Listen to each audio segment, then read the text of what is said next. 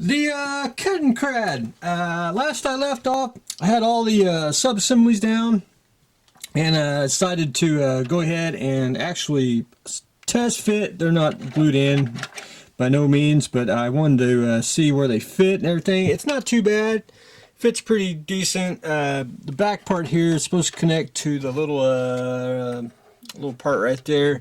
It doesn't, so what I'm probably going to do is probably I'll add some styrene square stock, and I'll just cut it and fuse it together, so that won't be a problem. But I wanted to test fit everything and see if it fits, and I got to see where the there's a cover that goes here. I got to see where the the seat fits, so don't like rub against it and it ain't doing up and down. I haven't, and thanks to everyone who told me that this goes at a 90, as it does, and it fits right there with the handlebars and the front wheel. I skipped a couple parts because I wanted to, what I'm planning on doing, I skipped a few parts through here, is once I got most of it together, but once I get the, I want to get the main parts in, and then I can go in with tweezers and put in the small parts, which won't be a problem at all. But I think what I want to do is I'm going to skip ahead. I'm going to skip over the handlebars and the front wheel thing. I'll do that probably last. I want to get to basically the main bigger components, where the flaps and the back end of the Kettenkrad, and get all that assembled, and then I'll just backtrack and do all the small parts. That's my game plan. So what I'm doing is just test fit and make sure everything fits, and then I'm going to jump up a couple more stages and get the big parts on, and then go back in and put the little small stuff, which should be easy enough. But anyway, we're taking shape on the Kettenkrad. Female tank. I'm going to try to get it painted, at least the base coat today. If not, it'll be tomorrow, but then we'll start painting that. So that'll be quick and fun, and then of course we get to weather it. Finished the Minnie Mouses, and all I did was I shot a dull coat on it, and I took some dark track and some silver hair, and just did some little bit of chipping. It's very hard to see, and just wanted to just put a little bit here and there. And I like my weathering is, when I do chipping, is very subtle, don't really stand out. It ain't like a Japanese you know, like a Zero or something like that. But anyway, those are done. Very fun to build. I didn't want to do the little camo on that one. I like the plain Dunkel garb tannish color. I think it looks pretty slick that way, so that was fun to do. But the rat, it's almost done. I put a couple more washes in the back, everything, just to bring out a little detail. I'm down to about 2 things, and that's chipping with 2 different colors. But first I went in, I don't know, hopefully y'all can kind of see it, but there's a little bit of silverware on the track itself on the front here, and a little bit on the back. And I don't go overboard when I do a little bit of dry brushing on the steel. You basically want it, you know, just when the light hits it just right is what you want, because you know you want to the perception that it's moving in the you know, in the ground, and where it's clean and where it's dirty all at the same time. But 2 things I'm doing next is I'm taking Mr. Sponge, and I'm taking a little bit of dark track here, and I am going in and doing chipping along the hole. And I got to keep it very light on especially this tank, because at 1/144 scale, if you do a, you know, a little spot, you know, you do a little spot of chipping on a tank that big, you know, it's, you know, it's like that big in reality. But anyway, I'm chipping the sides here, trying to chip the sides on the side here, chipping in the back, and I chipped it in the front. and I'll probably add a little bit more, and that's pretty much done. I keep mine very, very subtle, and I don't like too much chipping. I like it basically where you have to get up on it and see it. So my next thing is I'm going to take, and I don't have it handy, which is going to be basically a lighter shade, maybe like a pale gray, and then I'm going to go over the little bit of where the greens are with the sponge. And I'll just do a couple little places here and there, especially along the, just to give it a little bit of a two-tone effect. And basically, we'll wrap the rat up probably within a couple days. I got to go back in and fix Mr. Photo Etch here. It wants to come off again. I'm going to go with the toothpick and get it back on. So it's going to be a little bent, but we'll say that, you know, it was heavy bombarded with missiles and everything, so we'll be good to go on it. The cat's scratching the floor. What was I doing? Bird of prey. What? The bird of prey. Basically, everything's assembled on it. There's a couple parts that I didn't put on because it's actually easier to paint those and then put it on. So we'll do that last. It's like a little ring that goes around here, and a couple little neck parts, which I'll probably put the neck parts on later. But I wanted to put basically a telescoping pole stand. And this makes it just easier, sturdy, and when I ship it, it's just so much easier that way. It's going to go on a universal dome base, but I went in and I just shot some flat black. I got to sand a little bit on the windows here. I noticed I didn't do a pretty good job of sanding it the first time, but anyway, just to light block it, and let me get the battery straight here. It's pretty much light blocked, so nothing really seeps in. Probably a little bit here, which I'll probably, if I don't do it with the airbrush, I'll probably just take a brush and paint some flat black in there. But it's pretty darn slick. Got the red lights underneath. The headlights was very subtle. Now I don't put every light in there. I mean, sometimes it takes away, and but it gets the point across. There's the engines, which basically be like that. Once I get it more sanded down and opaque, and it'll have the nice little flicker glow. And that's pretty much it on that.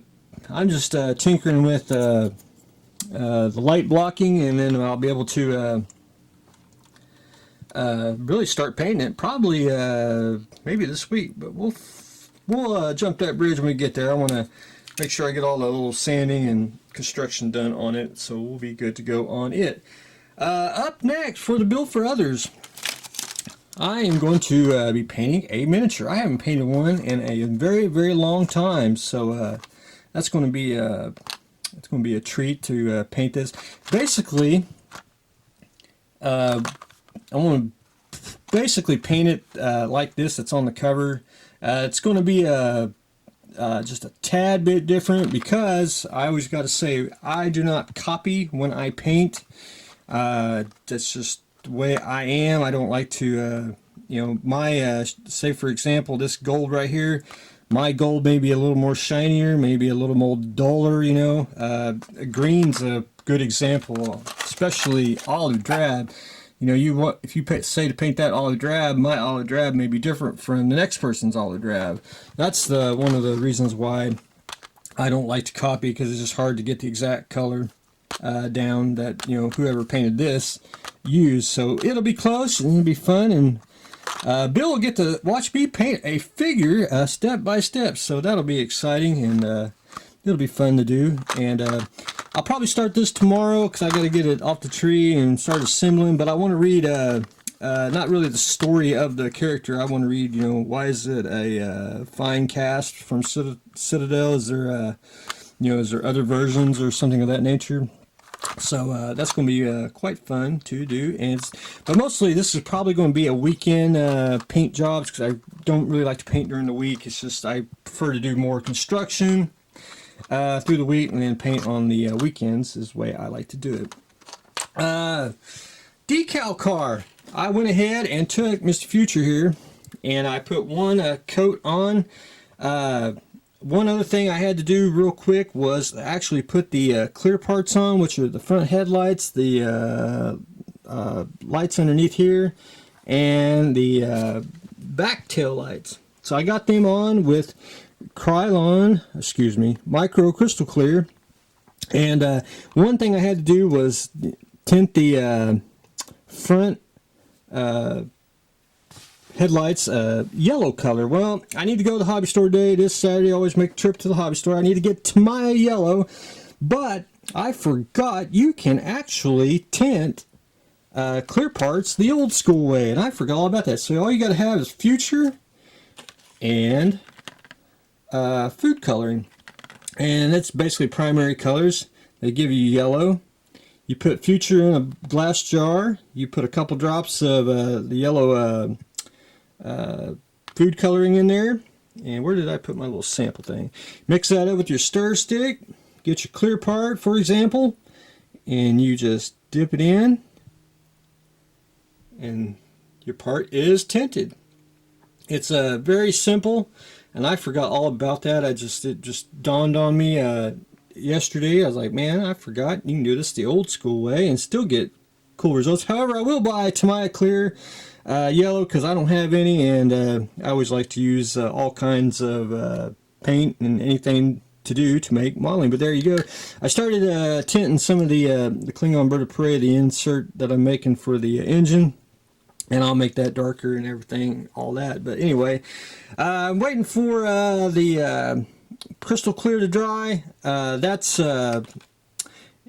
when I do ship this, if you do see a little bit of the white crystal clear, that's because it just ain't dry quite yet. I try to do it very sparingly, but I do sometimes actually get a a blob on there somewhere, and it will dry clear, so it won't be a problem. Now I gotta say this, I want everyone to see right there, the canopy does not want to sit flush, and if you had the cockpit or the tub itself to shove up in there, it should level out. But if it doesn't, all you have to do is take a straight razor or a sharp number knife and just cut the micro crystal clear, cut it, pop the window out, and put your tub in, and then put the then put it in. It should work out fine. That's if you have a problem. I just want to point that out, that it is not totally